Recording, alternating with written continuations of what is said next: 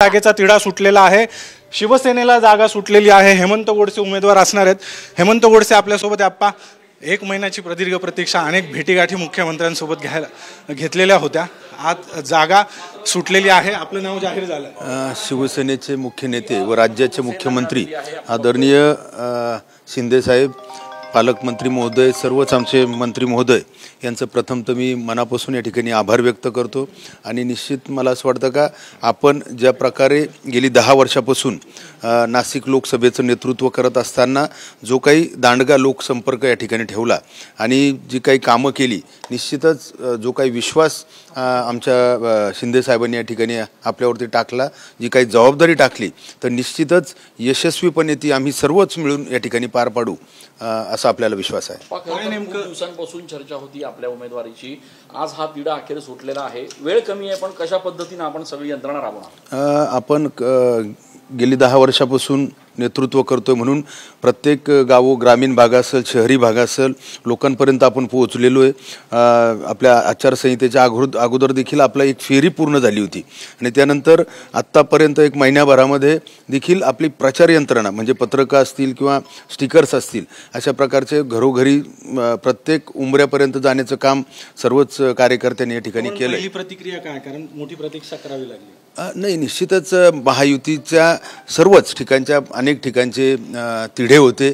सर्वच राष्ट्रवादी असेल, भाजप असेल, शिवसेना असेल, अशा सर्वांचे मिळून अनेक ठिकाणी कुठली जागा कोणाला सुटणार हा एक महत्त्वाचा मुद्दा त्यामध्ये होता आणि त्यात 4-5 जागांमध्ये नाशिक देखील अडकलं होतं। परंतु मला असं वाटतं का निश्चित ही जागा पारंपरिक शिवसेनेची होती आणि म्हणून खऱ्या अर्थानं महायुतीच्या सर्वच नेत्यांचं मी मनापासून या ठिकाणी आभार व्यक्त करतो। 10 वर्षाची आपली मेहनत आहे। 10 वर्ष आपण नाशिकचे खासदार म्हणून या ठिकाणी काम केलेलं आहे। प्रचंड मोठ्या प्रमाणात या ठिकाणी विकास कामं केल्याचा आपला दावा आहे। राजाभाऊ वाजे यांचं आव्हान कितपत मोठं वाटतंय आपल्याला? मला असं वाटतं का जे काही नाशिककर हे तर खऱ्या अर्थानं निश्चित एक ज्या माणसाकडं व्हिजन आहे, डेव्हलपमेंटचं व्हिजन असेल, त्यानंतर इझी ॲक्सेसेबल असेल, तर मला असं वाटतं का या संदर्भामध्ये आपण सातत्यानं लोकसंपर्कामध्ये आहे, प्रत्येक क्षेत्रामध्ये या ठिकाणी काम केलं आहे आणि तसं पाहायला गेलं तर निश्चित मला विश्वास आहे का आपण चांगल्यात चांगल्या मताधिक्याने म्हणजे 2 ते 3 लाखाच्या मताधिक्याने या ठिकाणी यश मिळेल। संपूर्ण महाराष्ट्र आता सध्या आपल्याला लाईव्ह मध्ये बघतोय। आपलं नेमकं काय आव्हान असणार आहे सगळ्या नाशिककरांना, सगळ्या मतदारांना? आपलं हेच आव्हान असणार आहे की ज्या प्रकारे आज देशामध्ये एक कणखर असं नेतृत्व मोदी साहेबांच्या रूपाने आपल्याला या ठिकाणी मिळालं, आपला देश हा आर्थिक विकासाच्या दिशेने या ठिकाणी चालला आहे। आपल्या राज्याचे मुख्यमंत्री आदरणीय शिंदे साहेब असतील, उपमुख्यमंत्री फडणवीस साहेब, अजितदादा, ज्या प्रकारे सर्वसामान्य माणूस हा केंद्रबिंदू ठेवून एक जनहिताचे जे काही निर्णय या ठिकाणी घेतले, तर मला निश्चित आपण एक उमेदवार म्हणून आपण देखील 10 वर्षामध्ये अनेक कामं केलेत, तर निश्चित मला विश्वास आहे का येणाऱ्या काळामध्ये निश्चित महायुती म्हणून आमचे सर्वच पक्ष, मग भाजप असेल, शिवसेना असेल, त्यानंतर राष्ट्रवादी असेल, महाराष्ट्र नवनिर्माण सेना असेल, रिपब्लिकन पार्टी असेल, कवाडे गट असेल, असे सर्वांच्याच एकजुटीने खूप मोठी ताकद या ठिकाणी आपल्याला मिळणार आहे। मुख्यमंत्र्यांशी काही बोलणं फोन झाला आता काही वेळापूर्वी? मुख्यमंत्र्यांनी देखील आपण जबाबदारी देणार आहोत आणि ती यशस्वीपणे आपण पार पाडावी, सर्वांना सोबत घेऊन, विश्वासात घेऊन, अशा प्रकारचे आदेश त्यांनी आपल्याला दिले। भुजबळ यांना भाजपचे सगळे नेते कालपासून भेटतायत, आपणही त्यांना विनंती करणार आहात का की आपल्यासोबत त्यांनी या ठिकाणी सक्रिय व्हावं प्रचारामध्ये? निश्चित या अगोदर देखील आपली त्या ठिकाणी भेट झालेली आहे आणि आपण त्यांना त्याच्या प्रकारची विनंती करून सांगितलेलं आहे की आपण देखील यामध्ये आपला आशीर्वाद या ठिकाणी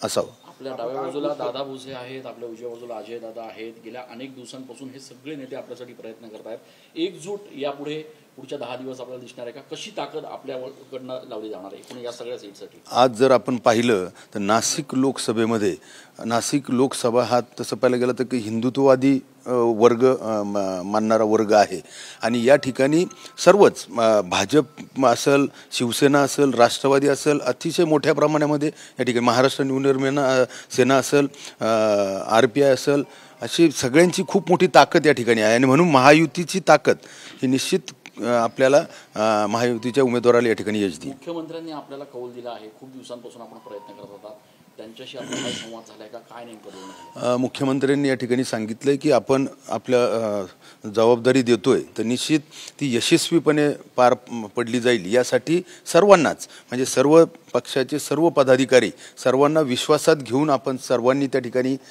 काम करावं आणि चांगल्या मताधिक्याने आपण निवडून याल अशा प्रकारच्या शुभेच्छा देखील त्यांनी दिल्या. नाशिकमध्ये येणाऱ्या दिवसांमध्ये आव्हान काय असणार आहे? म्हणजे उमेदवारीचं तर आपला टप्पा पार झालेला आहे, मात्र लढत जी आहे तर ती नेमकी कशी झेलली जाणार आहे, कशी पेलवली जाणार आहे? मला असं वाटतं का आपण उद्याच या ठिकाणी ज्यावेळेस अर्ज भरू त्याच वेळेस आपली जी काही प्रचार यंत्रणा असेल, संघटनात्मक 5ही संघटनाची महायुतीची समन्वय समिती जी काही पूर्ण लोकांपर्यंत त्या ठिकाणी जाणार आहेत, अतिशय चांगल्या प्रकारचं नियोजन कमी वेळामध्ये जास्तीत जास्त लोकांपर्यंत जाण्याचं काम या ठिकाणी आम्ही सर्वजण या ठिकाणी करणार. सभा होणार आहे. हेडलाइन्स